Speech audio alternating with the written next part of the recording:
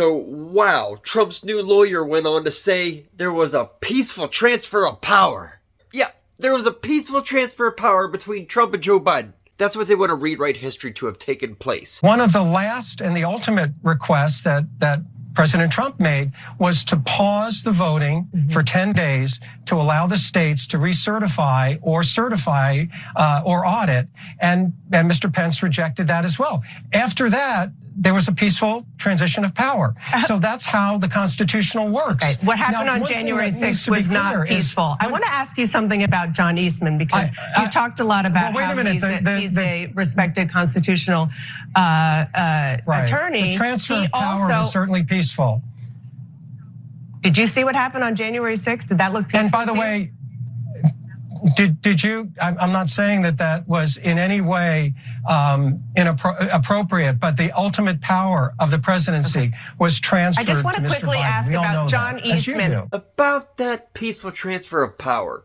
This was, I don't know, just a few months ago on the CNN town hall, and this doesn't look like a peaceful transfer of power to me. A peaceful transfer of power is when a person says, hey, I lost, and they tell their base, I lost fair and square, and now I'm going to transfer power peacefully.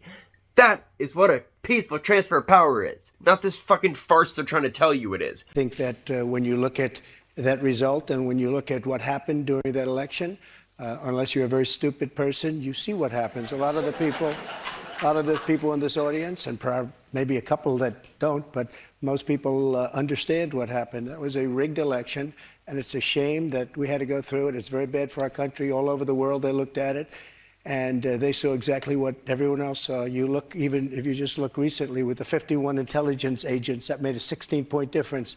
If you look at the FBI, if you look at the FBI and Twitter, they call it Twitter files, made a big difference. If you look at Mr. President, back to what you just said there, though, it was not a rigged election. It was not a stolen election. You and your supporters lost more than 60 court cases on the election. It's been nearly 2.5 years.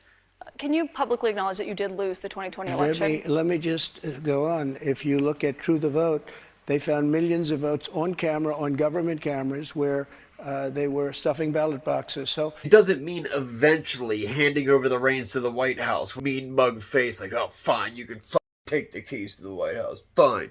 But I won and you lost. That's not a peaceful transfer of power.